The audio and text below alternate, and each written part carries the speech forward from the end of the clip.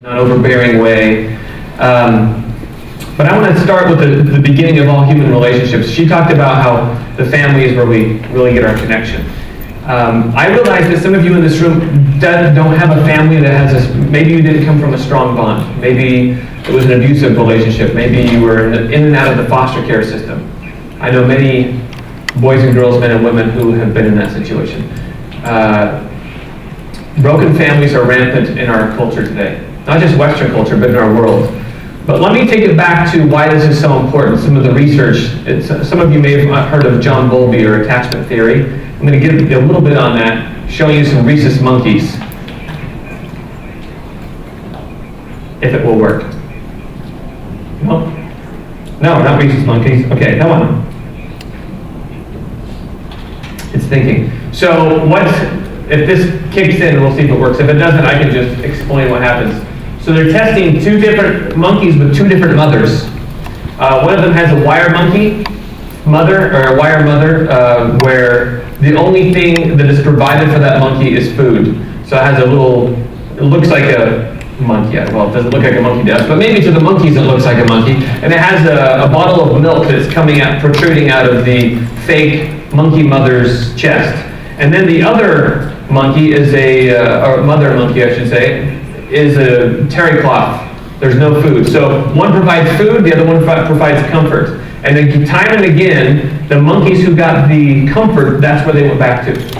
It shows that our desire to be comforted, to have peace and connection, and this really, attachment theory coming out of this, is even stronger than our desire for food, water, and shelter. To be loved, to be understood, to be cherished.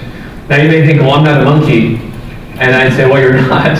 But a lot of research from this has actually tested humans. Humans who have been deprived terribly from relationships with their families in orphanages where they were never held. Babies who were laid into the cribs without any padding, and they even have slats in their heads where their heads were laying on the wood. Because they were never held. The light seemed to go out in their eyes. Now that's the extreme version, but we have found from all this attachment theory over dozens of years that you can deprive a person of food and they can become malnourished. But if you malnourish them of love, you'll destroy their life. They won't know how to develop healthy relationships. In fact, what they'll try to do is try to fill that in with something else. So we are wired to connect, but the problem is we're bonding with all the wrong things.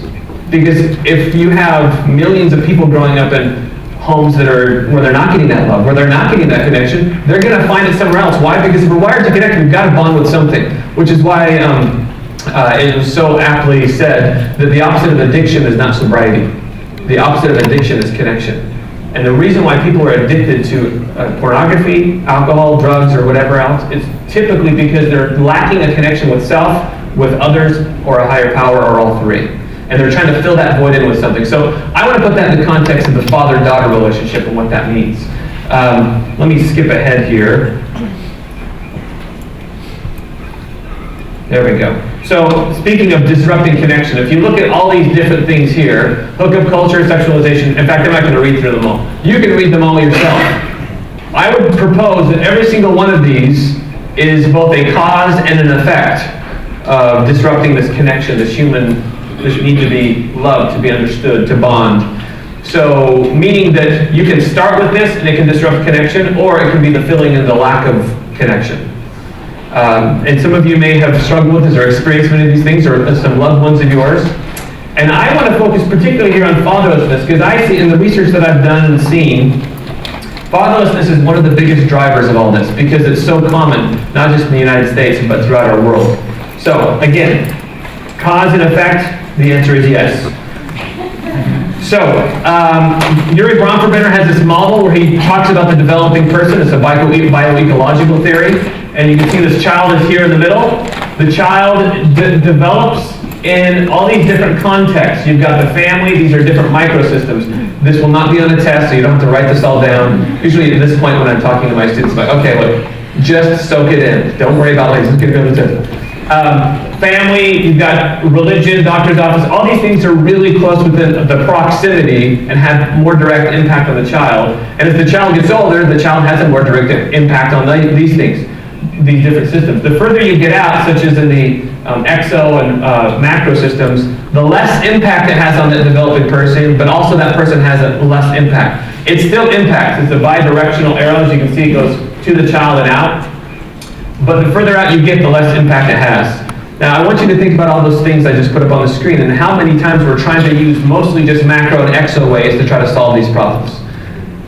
We try to do it from the outside in. That is necessary, don't get me wrong. When I have a bacterial infection and I'm coughing and sneezing and have a fever, I want my NyQuil. I want it to take care of the symptoms, but it only takes care of the symptoms. Antibiotics take care of the problem, and the research has found that really the family is the antibiotic to most social problems. Now, I know that sounds maybe pie in the sky or a little bit Pollyannish, but we're never going to solve these problems if we're always just, as Chung Bung said, just hacking at the branches. Yuri Bromford, who actually created this model, he summarized his research in this profound sentence: the family is the most powerful, the most humane, and by far the most economical system known for building competence and character. Not the school system, not the government, and nonprofits as much. We need all of those things, but they can never replicate the connection and bond and competency and character that's found in the family. So sometimes those things need to come in and help shore up the family, or maybe even have some father figures step in if there's some fatherlessness going on. But if we try to the more we try to replace the family, the more our society is going to struggle and crumble. So, my wife and I had the privilege of going to Europe last year. I spoke at a conference in Eastern Europe, but on the way there, we went to England and France, and we went to Hyde Park. And maybe you've heard of Speaker's Corner. On Sunday afternoons, apparently a bunch of people get together and they all argue of who's smarter, who has these great ideas. And we noticed, my wife's here, right? On the front row. She hates when I point out to her, do I have to do it just to embarrass her? Give her a round of applause, because that was right.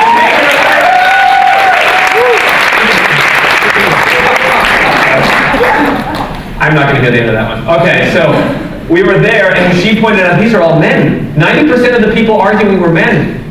And she pointed out to this guy, she goes, hey, look at that guy's sign over there. And this guy was holding the sign that said, thank you for not breathing. And not breathing. Breathing. We all breathe. Thank you for not breathing. And I looked at it, and he noticed that I was looking at a sign, and I was about from here to the front row, and he noticed that it was like the tractor beam. Like, he points to his sign and smiles. I'm like, oh man, now I have to go talk to him. He's like, hey, do you want to talk about this? So then he went on this rant, and I'll give you the absurdly abbreviated version. He went on this rant about how people need to stop having children because this world is too wicked, too terrible. Just so many things are so decadent in society. Don't bring children in. It's an act of selfishness to bring children in. And so I asked him about it. I go, what do you mean by that? He goes, I have 3 children myself, and it was a mistake. I said, you're saying your children were mistakes? No, I didn't say that, but it was a mistake. And I'm sorry, dude, you can't separate those things. I don't care how cool your English accent is, you're wrong. My dad grew up in England, so I have an affinity for English. But he said, no, it was a mistake. And he said, I don't understand why it's so pleasurable to create children. Why did God do it that way? That is just not fair. And then he went on this big, long tangent. And if you look at the rest of his, I need to connect my phone back to this. If you look at the rest of his sign, he says, he's saying this is from the unborn children, millions of so he's basically saying, because the world's so overpopulated and it's so evil, the way to solve it is to stop having children. And I thought, you have it exactly the opposite, dude. Maybe you guys, all you men, should stop arguing about who's right and go home and love your children and stop going off and trying to solve the world's problems. Go solve it at home. That's what needs to happen.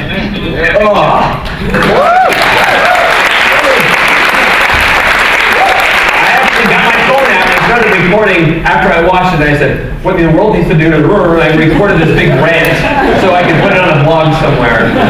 But really, this is what happens. We try to solve the world's problems by hacking at the branches. And I think he's well-intentioned, but I wish I could give you more of our conversation. But he is not really, he asked me, what's the purpose of parenting? My children don't even listen to me anymore, so I don't want to listen to you anymore. But what's the purpose of parenting? And I go, you're not a better person for being a father? And he said, no. And I think I said something to the effect that it's about sacrifice and getting outside yourself and really learning what it means to love somebody else. He's like, oh, didn't give me that bloody, and he just, I was saddened because his heart was so hardened to that idea. But I only share that as an example of how we're trying to solve social problems with perhaps well-intentioned ideas, but we're only perpetuating the problem rather than solving it. Hopefully this video works. I don't know if it will. Actually, what I'm going to do, just to fix this, I'm going to show you a video of a father coming home from work, where he's at the crossroads of where he could be incredibly selfish or something else. We'll see if it works.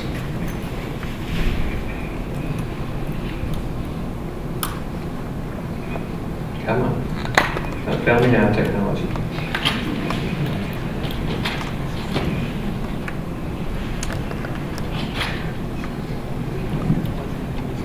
There he is. Okay, he's coming home from work. Now it'll just play. Otherwise, I'll have to act it out, and it's not going to be nearly as good. Because I've been in this situation many times. Except, okay. Oops. Anyhow, so what happens? He comes home from work. He sees his girls playing.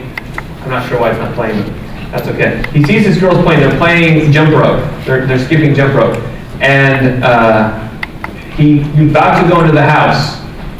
Are you going to do it? Are you going to do it for us? Or are you just going to tease us again?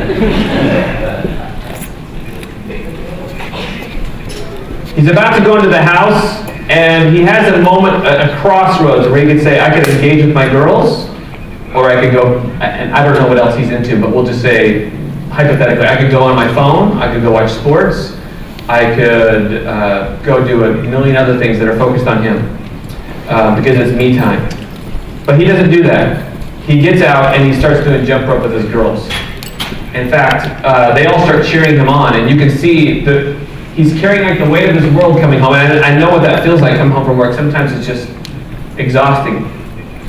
But then he gets outside of himself for a moment. This is what the man in Hyde Park did not understand. He gets outside of himself for a moment, and then he found himself. He found happiness.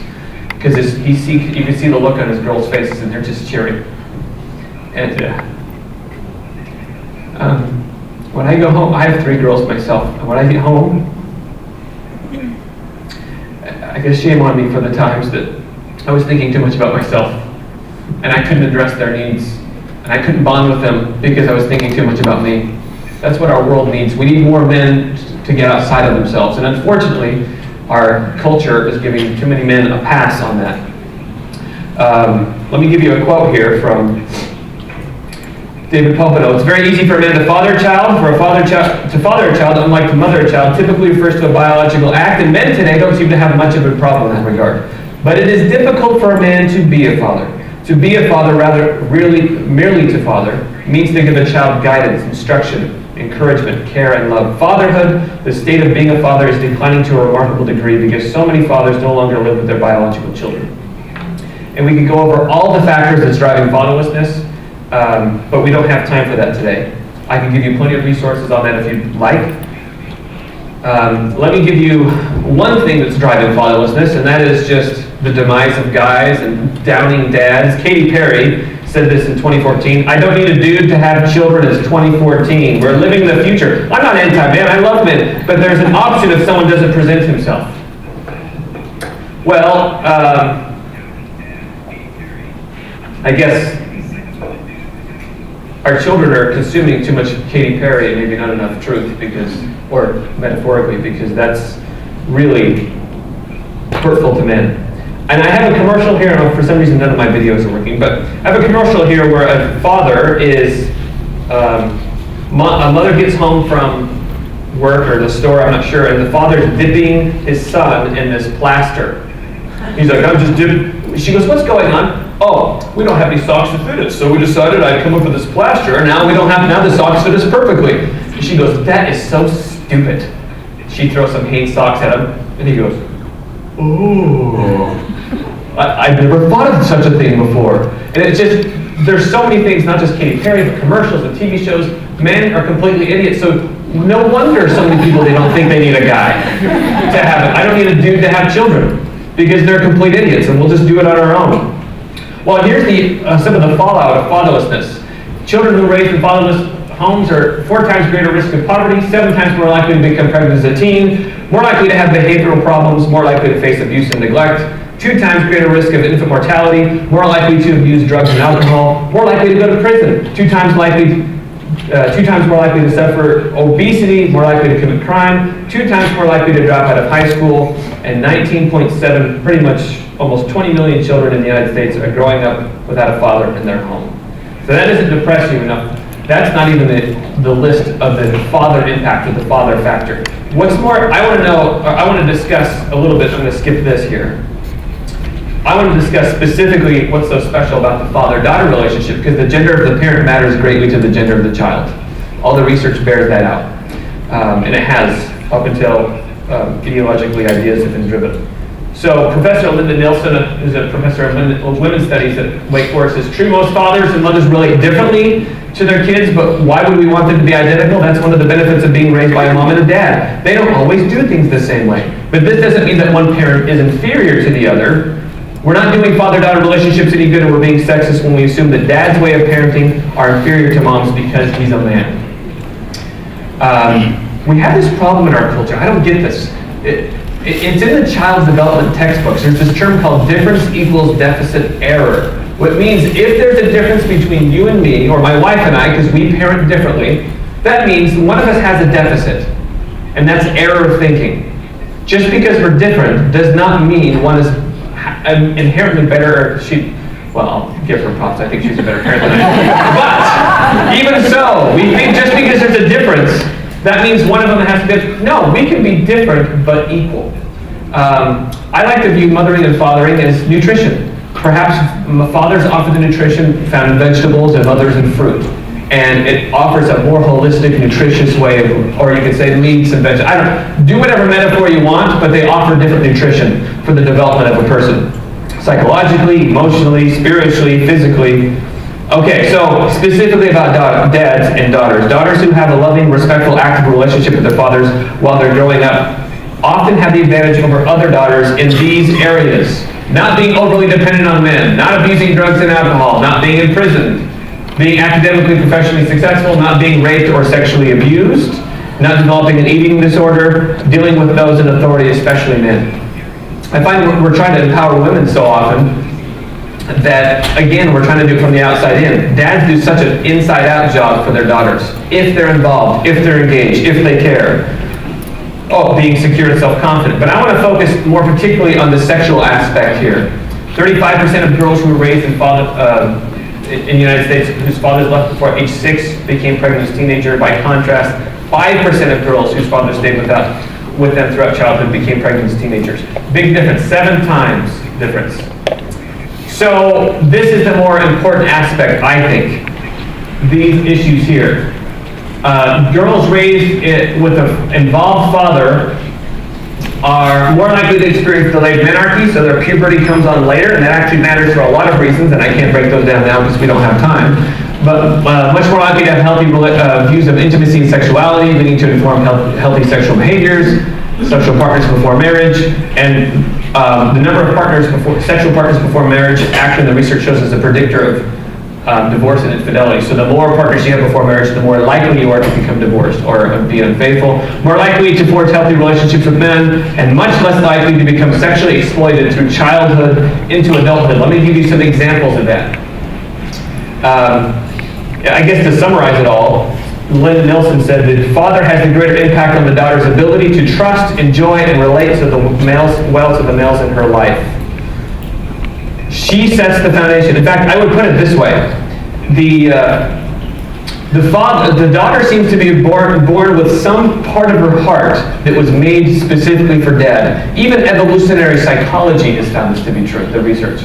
It's made for dad, and if it's not filled in by dad, you better be careful what it's going to be filled in, because she'll fill it in somehow, which is why that statement is so profound. Here's one girl from the research says, "My dad never compliments me how I look. I wish he would, especially during times when I had no boyfriend. Even at my school dance when I dressed up like a bride, he never once told me I looked pretty. I'm sorry, but I have girls and that just breaks my heart.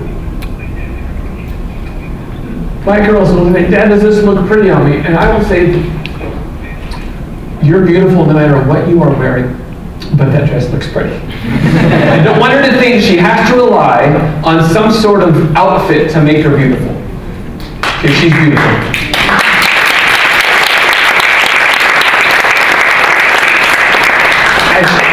Since I already dressed my wife once, I try to do that with my wife in front of my children. Not to fake it, like I better say this so my children know.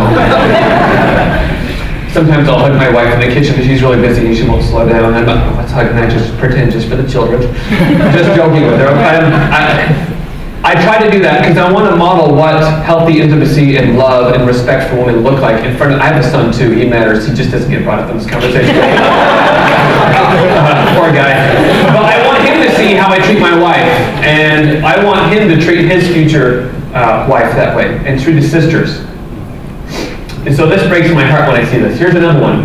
My dad has always been distant, and my mom is clinically depressed, so I prefer random one-night stands with no attachment involved. Again, she's trying to fill in that part of her and her heart somehow.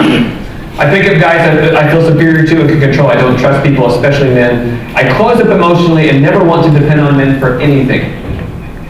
I've seen this in the research and in personal experience. Women who have had terrible experiences with fathers have either became overly reliant and dependent on men and are easily prey to be exploited, or they become hateful and despising of men, and they distrust them, and they want to step on them to elevate themselves. And neither one of them are healthy. And it all comes from this, either father absentee or abusive, or several other men in their life who have done that.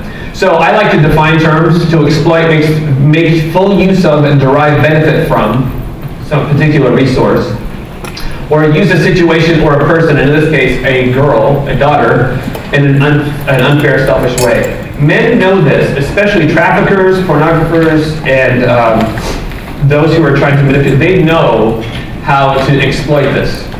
In fact, I'll give you some quotes on that in a moment.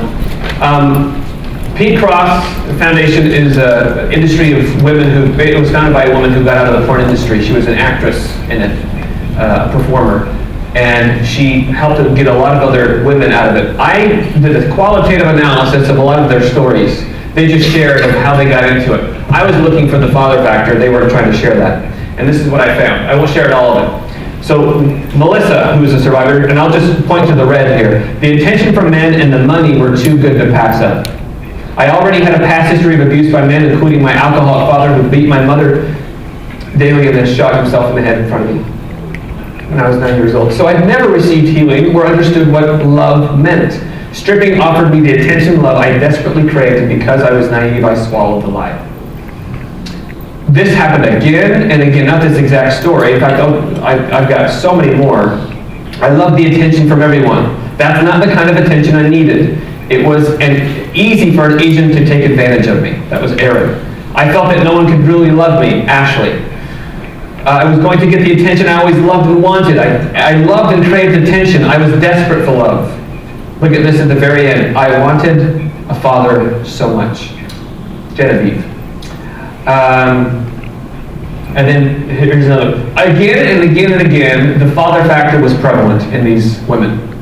Now, I'm not trying to say that if a girl is raised in a home with an absent or abusive father, that they're going to be in the porn industry or be a stripper or be trafficked. But I will say that you're going to have a hard time finding the women who are in those that haven't come from an abusive or an absent father home. You're going to see a wide range of how this is played out in our society. I'm just giving you more of the extreme versions. I'm going to just skip ahead here. Oops. For time's sake. Okay, so here's a fascinating thing here.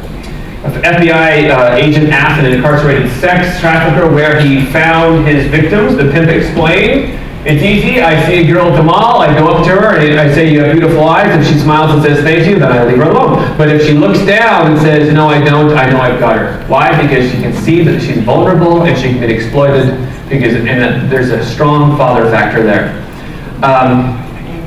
Now, if you're wondering that with our over-sexualized culture, if dads can do any good, because I ask that question all the time. I don't want my girls to feel like they have to get their worth from all these other external, fake, hollow places. There's a study that was done about girls who are watching 16 Pregnant Teen on MTV. And the more the girls in one group watched this, the more sex they had if their father didn't talk to them and about sex and things like that.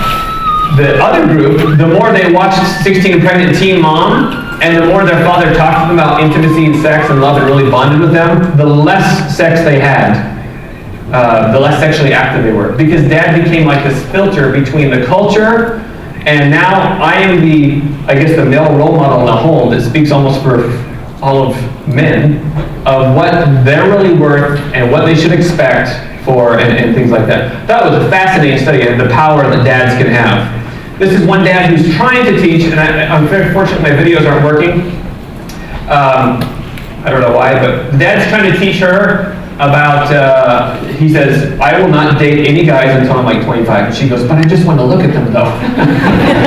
So, it's dad's trying to teach, and I can respect that, that's fine. So, John Mayer probably said it best, even though he's not always the best role model for how he treats, but I don't know, maybe he just read some studies because I'm going to write a song about that. Fathers, be good to your daughters. Daughters will love like you do. Girls become lovers who turn into mothers. So mothers, be good to your daughters too. This is a beautiful song. And it's the weirdest thing to contrast that with this song, Your Body is a Wonderland.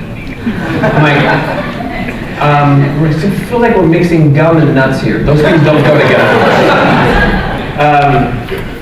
But that is a beautiful sentiment. So, in summary, fathers have found to have the greater impact on these areas in their daughters than mothers. Mothers have their own unique impact, but that's not what this presentation is about.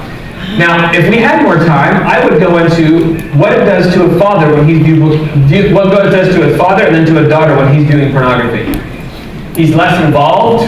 He becomes more, again, he turns more inward. He pays less attention to the people around him. He now sees his wife more as an object. And his daughters, he ignores them completely, and his sons.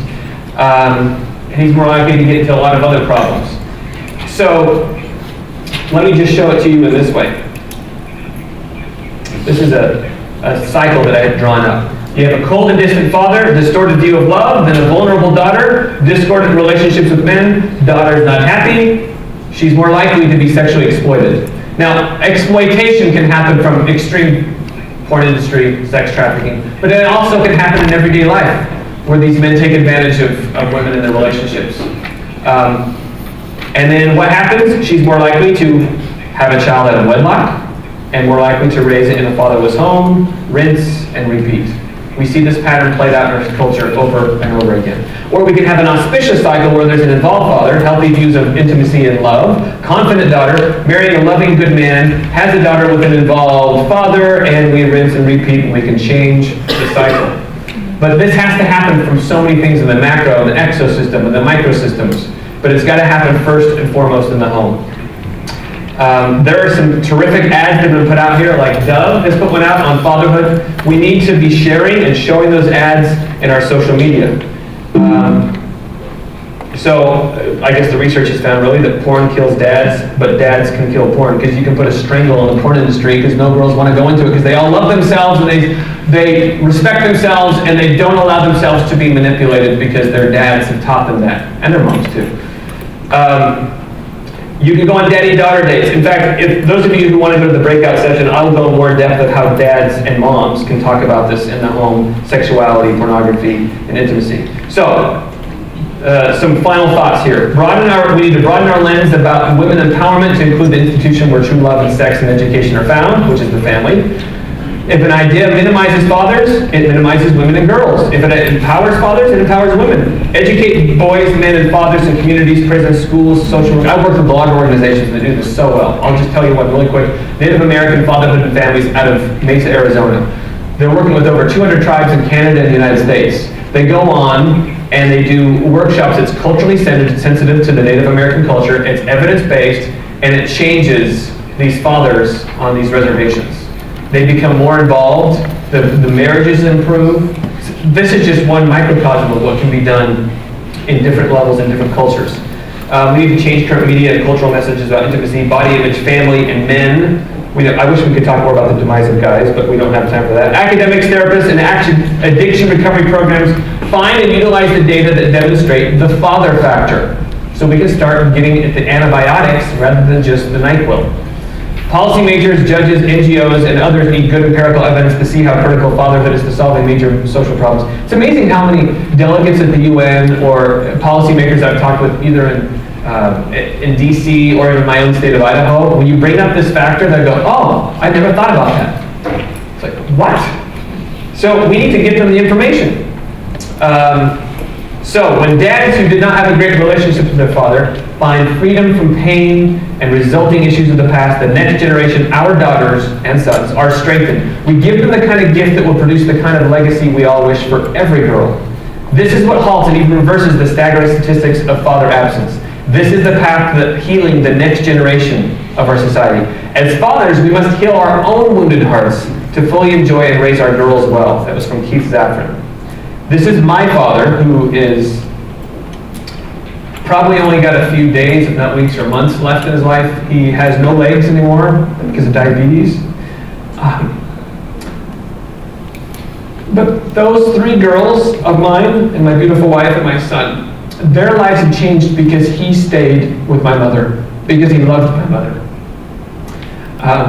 and because he cared about me. More than he cared about his own selfish pursuits. He wasn't perfect, and he'll be the first to tell you that. But there have been no flawless performances except for one on this earth.